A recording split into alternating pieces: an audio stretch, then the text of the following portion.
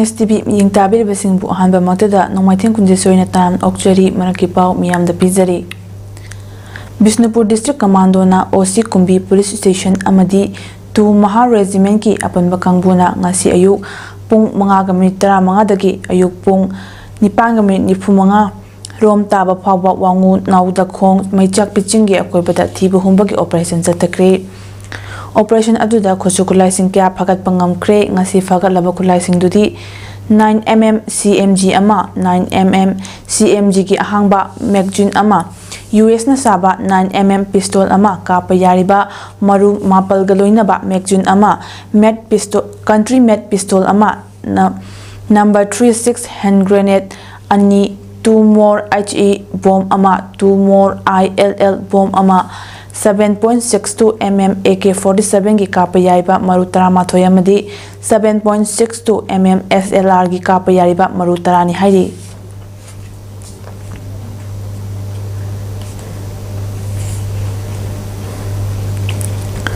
Kakching District की मनुंगदा लेबा Kakching खुनौ कैथेल दा ngasi कैथेल असिदा लालोन इतिक तौदुना कारबार मचा मचा तौदुना जीविका ओइजरिबा कैथेल फंबी नुपी सिंगना State Bank of India SBI branch ama mari leinaba singna thamnanaba tawrokliba asi Kakching khunau kaithel da thamgadabani haiduna kaithel phambi nupi singna dabi tawrokli Kakching khunau kaithel asida nongmagi afangba karbar tawjariba tongan ba khungang 15 henbadagi laktuna kaithel asida laron itik tawjariba singna Kakching khunau kaithel asida SBI branch ama thamlagani tabada yamna apenba amadi harawba poknaki Mari leinaba singna Kakching khunau kaithel da adumak SBI branch asi thamgadabani atopa mafam amada hongdokiba yaroi bank haibasi miyam punba kaithel gumbada thambana praja miyam amadi bank animaki kanaba oigadoribani hainasu miyam aduna fongdoraki panbeyai mamangda su kaithel phambi nupi singna kaithel asida SBI branch asi Kakching khunau kaithel asida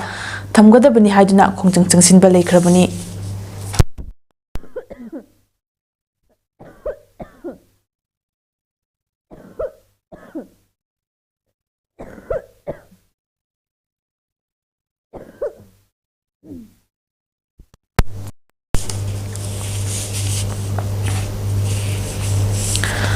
Ngagi pothok hena puthokna bagi pandamda Manipur lenga ki Fisheries Department na lamdam asigi puwariga sagonariba Imphal ki wangkhaida leiba ningthem pukrida nga macha thadakre hariba thorang asi PMMSY ki makhada National Fisheries Development Board ki senthang makhada State Fisheries Department na lamdam asigi turel pat amadi lekai gi achauba pukri singda nga macha thadabagi saruk ama oina paikhatpani Masigi manung chana ngasi ningthem pukri dal mafam adugi lekai club ka khusamnadna lamdam masigi leibak leihawa yamna chanaba nga makhal oiba rohu amadi mirgal macha lising mangarom thadaki nga macha thadabagal mari lenena Imphal East ke District Fisheries Officer Dakhil Mayum Romi nahai Mahausadagi leijaraklaba nga kaya lepna fadorakpana ngasidi lamdam asigi pat turel singda nga laisilaktaba amadi musilakpagi khudongchadaba thengnari maru oina nga fawada electric shock tawduna phabanasu nga musilakpagi achoba maram amani asigumba khudongchadaba sing asi kokhanaba amadi nga marang kaina leinaba pandamda nga masa thadabani masigi wakhalonda department na concern minister amadi director gi meeting makada Imphal East ki oina iril turel da nga macha thadaduna lakli makata na su thadakigani loinana lamdam asigi puwariga su mai leinaba ningthem pukrida ngasi amuk nga macha sing asi thadabani thadariba nga sing asi mapung mari fadringaida phabidanaba su mahangna apel tawki tungda Imphal East ki chingmairong community ponda su nga thadaki sinasi nga lising manga tane koina mating panjabasi makata na koina nga mating anu panjaki gani adu sigil loina loina ko chingmairong tasu adu thada jaki gani chingmairong di koiti leja papagi community pon sidal koita thada jagani adu hari ba tingtem puya chi yam historical orba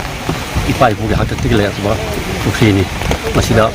koina ngamdaba government site ki Fisheries Department site ki na khara thada jaba hai base ko ji wakal da sa mati ngai jaba mo pokche makha tana su koi na amuk tang hanna yena thada bungam de ke ha bu wa si hamjari Margi pau pijaba matang ase lushinjari miding tabir basingbu kurumjari.